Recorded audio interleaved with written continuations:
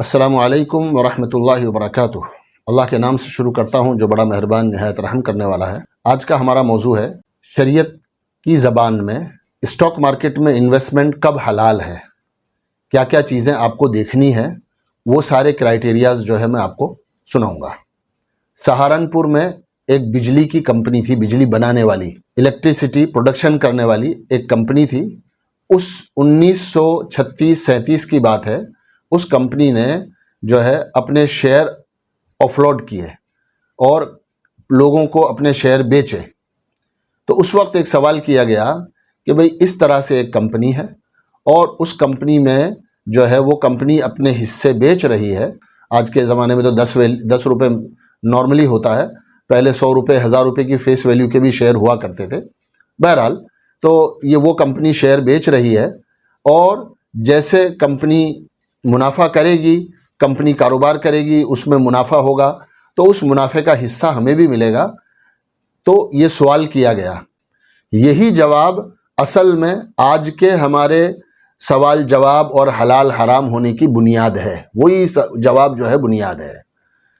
उस वक्त जो सबसे पहला जवाब दिया गया वो ये था कि आप जब किसी कंपनी में शरीक और हिस्सेदार बनो तब सबसे पहले आपको ये देखना है कि आप जिस कारोबार में शरीक हो रहे हो वो कारोबार हलाल है। बेसिक कारोबार हलाल होना चाहिए, जैसे किराने का सामान।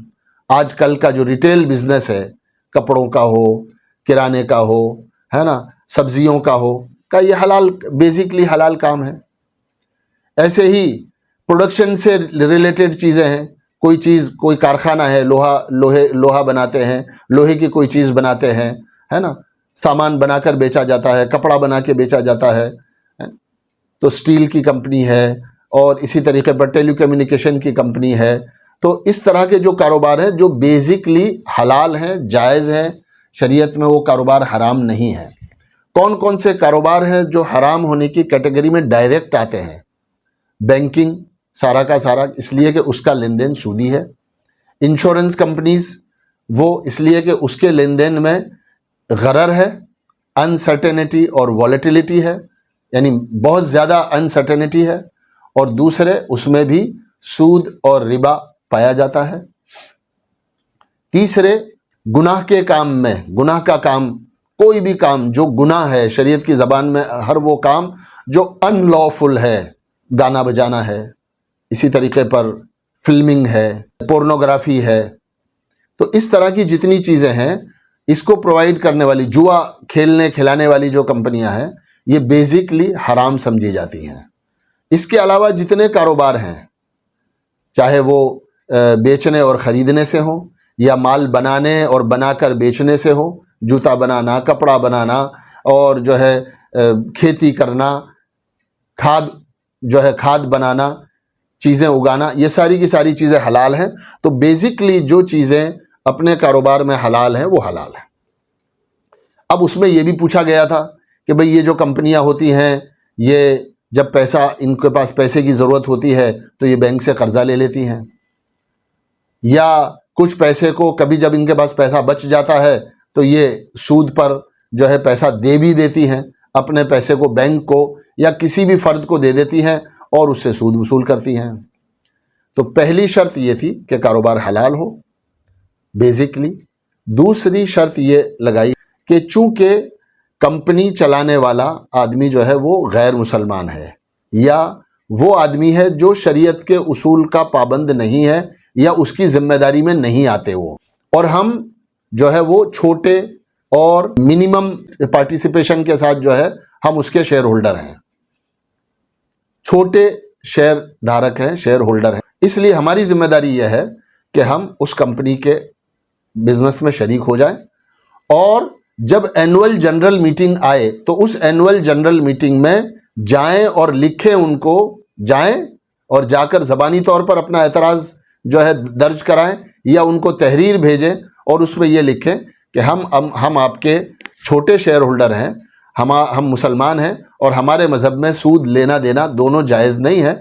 इसलिए आपसे हमारी दरख्वास्त है और आपसे हमारा अनुरोध है, हम अपना एतराज़ जताते हैं कि आप सूदी लेन देन न करो, सूदी कर्जा मत लो, और सूद पर कोई चीज़, चाहे वो आपका मकसद नहीं है, वक्ती तौर पर पैसा आ गया और आपने सूद पर दे दिया, तो वो मत करो। इतना करने से आपकी जिम्मेदारी पूरी हो जाती है। आज वो बात, उस बात को आज तकरीबन जो है 70, 80, 90 साल हो गए, और ये फतवा एक रिसाले की शक्ल में इमदादुल फतावा में मौजूद है।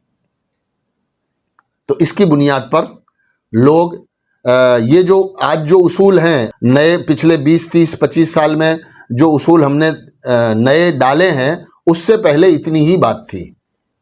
अब चूंकि बेसिक कारोबार हलाल है, तो बेसिक कारोबार हलाल है तो एक आदमी गया और उसने अनजाने में ऐसी कंपनी खरीद ली जिस पर कर्जा बहुत सारा था, सूदी कर्जा था, और वो सूदी कर्जे में डूबी हुई थी। उसके प्रॉफिट जो है उसके सूद से जो है सूद से कम थे, सूद ज़्यादा था, कर्जा ज़्यादा था। तो एक किसी कंपनी में जब आप इन्वेस्ट करते हो तो उसका मकसद ये भी होता है कि आप उससे फ़ायदा भी उठाओ, ना ये कि सिर्फ इन्वेस्टमेंट करके नुकसान कर लो, बल्कि ये कि इन्वेस्टमेंट भी किया, इन्वेस्टमेंट करने के बाद उसके हलाल बिजनेस से हमने फ़ायदा भी उठाया। तो पिछले 30 साल 35 साल में जदीद उलमा आए, पूरी दुनिया के एतबार से जो है उलमा ने कुछ नई चीज़ें उसमें शामिल की। उसमें जो नई चीज़ें शामिल की हैं उसमें इम्परमिजिबल इनकम जो है कि जो 5% से ज़्यादा नहीं होनी चाहिए, वो बाद में हमने लागू किया। इसलिए लागू किया ताकि किसी कंपनी की 10% भी है, किसी की 15% भी है, तो वो कंपनियां जो मेजर सूदी इनकम कर रही हैं, अगरचे उनका ओरिजिनल बिजनेस हलाल है, वो उसमें से निकल जाए।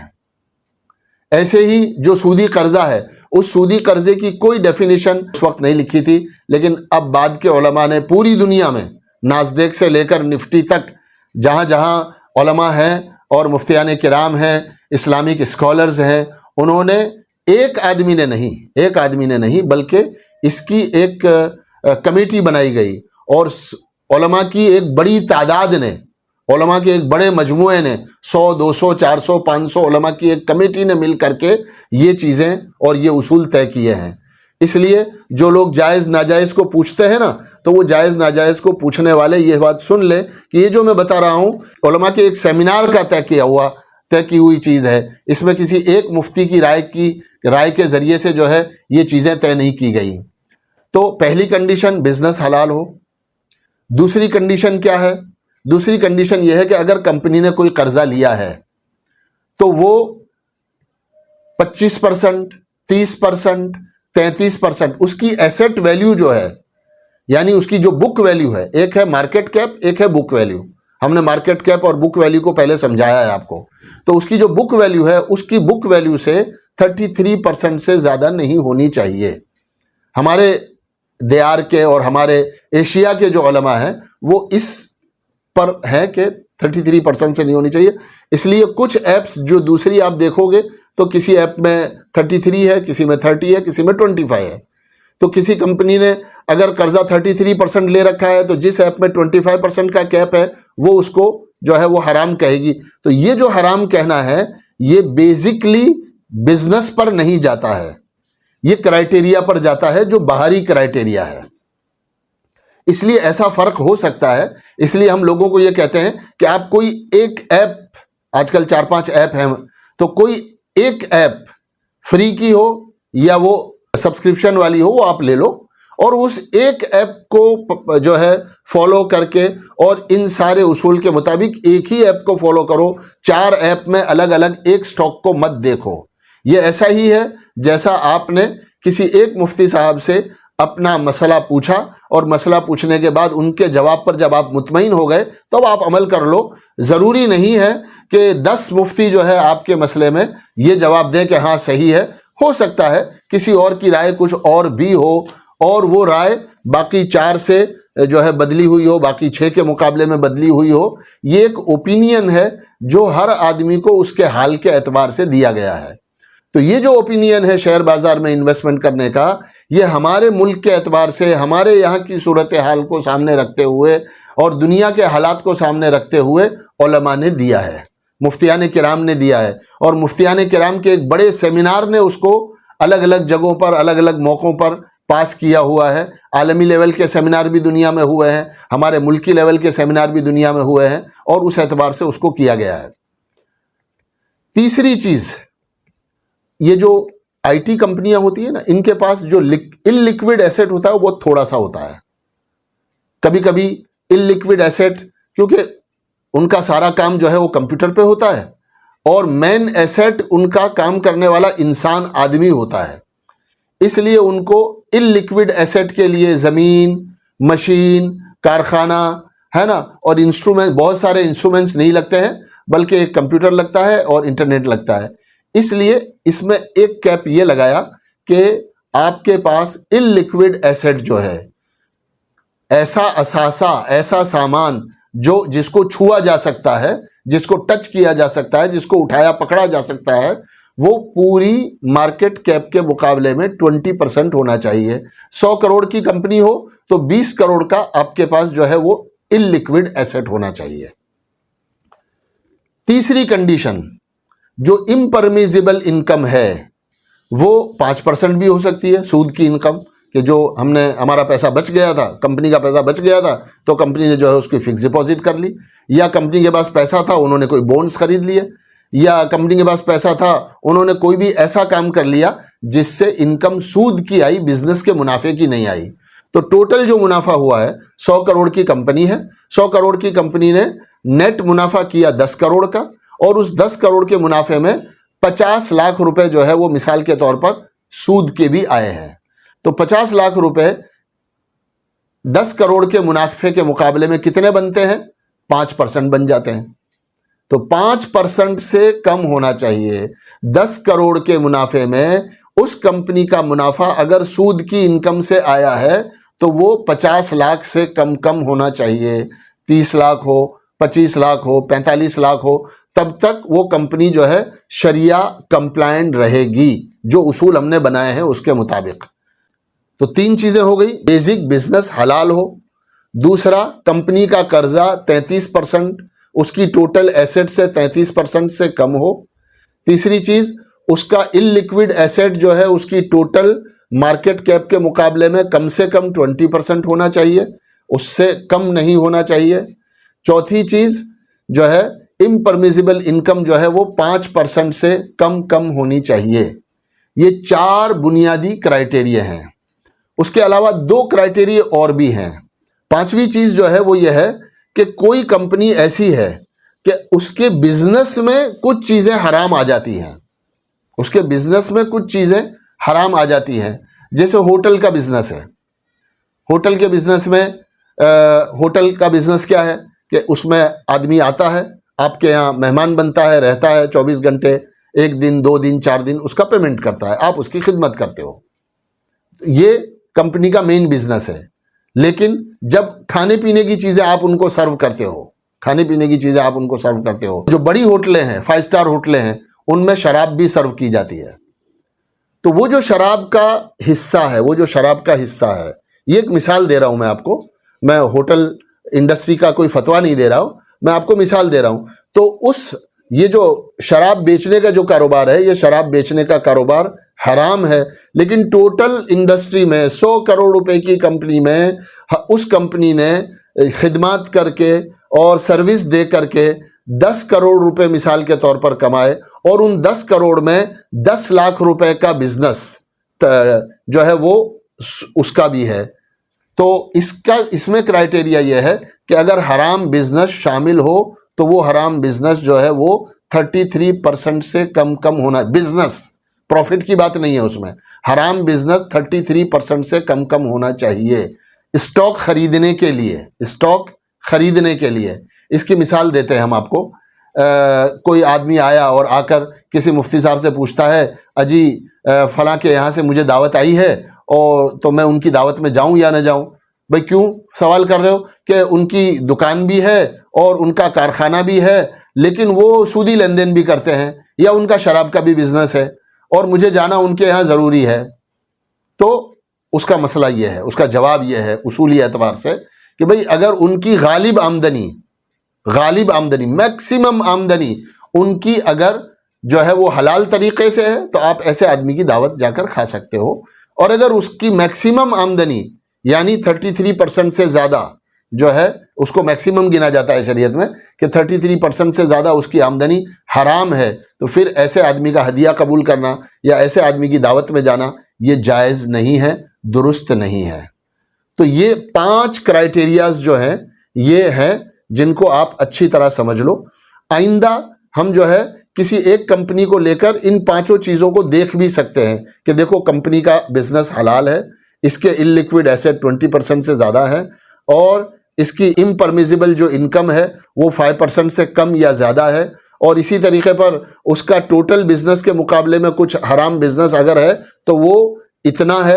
अक्सर बाइफर्केशन होता है कंपनी का, जब एनुअल जनरल बैलेंस शीट आती है, उसका इनकम स्टेटमेंट आता है तो उसमें कभी कभी उसको हम देख सकते हैं कि भाई शराब से कितना बिजनेस आया या फला जुए से कितना बिजनेस आया, तो वो देखा जा सकता है।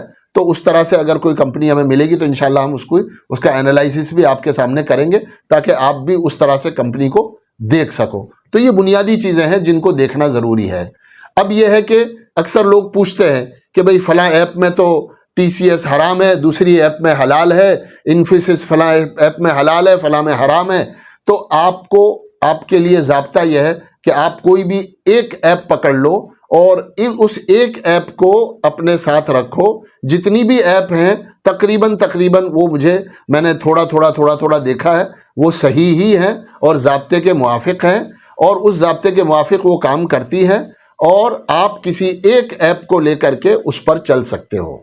दूसरी बात यह है कि कभी कभी ये जो रेशोज़ है ना, ये रेशोज़ 1 क्वार्टर 2 क्वार्टर के लिए चेंज हो जाते हैं। कोई कंपनी आपने खरीदी थी, हलाल थी, सारे रेशोज उसके सही थे, अगले 1 क्वार्टर में उसका रेशो चेंज हो गया और वो हराम हो गई। तो ये जो रेशोज है ना, बेसिक बिजनेस के अलावा के जितने रेशोज हैं, इन रेशोज में कंपनी अगर आगे पीछे हो जाए तो आपके लिए जवाब यह है कि मौलवी साहब मैं क्या करूं, उसको बेच दूं? कि नहीं, अभी बेचो मत। आप 1 से लेकर 3 क्वार्टर तक आप उस स्टॉक को होल्ड कर सकते हो कि भाई 1 क्वार्टर के बाद दूसरे क्वार्टर में हो सकता है वो रेशो बदलकर फिर वो वापस से ठीक हो जाए। तो उस रेशो के बदलने की वजह से आपके पास अगर पहले से स्टॉक है तो आप उस स्टॉक को 1 क्वार्टर 2 क्वार्टर और मैक्सिमम 3 क्वार्टर तक होल्ड कर सकते हो। अगर 3 क्वार्टर होल्ड करना है तो आपके लिए उलमा की ये इजाज़त है। वही मैं कह रहा हूँ, ये मेरी तरफ से नहीं कह रहा कि आप 2-3 क्वार्टर उसको होल्ड करके देख सकते हो, लेकिन 3 क्वार्टर आपने होल्ड कर लिया मतलब मैक्सिमम साल का बड़ा हिस्सा आपने होल्ड कर लिया, अभी भी उसके क्राइटेरिया चेंज नहीं हो रहे, तो उसका मतलब यह है कि उसका कर्जा मसलन बढ़ता ही जाएगा या उसकी सूदी इनकम बढ़ती ही जाएगी। देन आप उस वक्त निकल जाओ और फिर जो कुछ आपके पास सूदी इनकम आई है उसका प्योरिफिकेशन कर दो। उम्मीद है मैं इस मसले को आपको थोड़ा सा समझा पाया हूँ। आपसे दरख्वास्त है कि आप मेरी बात को ध्यान से सुने, जो है दूसरों को शेयर करें, लाइक करें, सब्सक्राइब करें और हमारी इस मेहनत को लोगों तक आगे बढ़ाएं। अस्सलामु अलैकुम वरहमतुल्लाहि वबरकातुहू।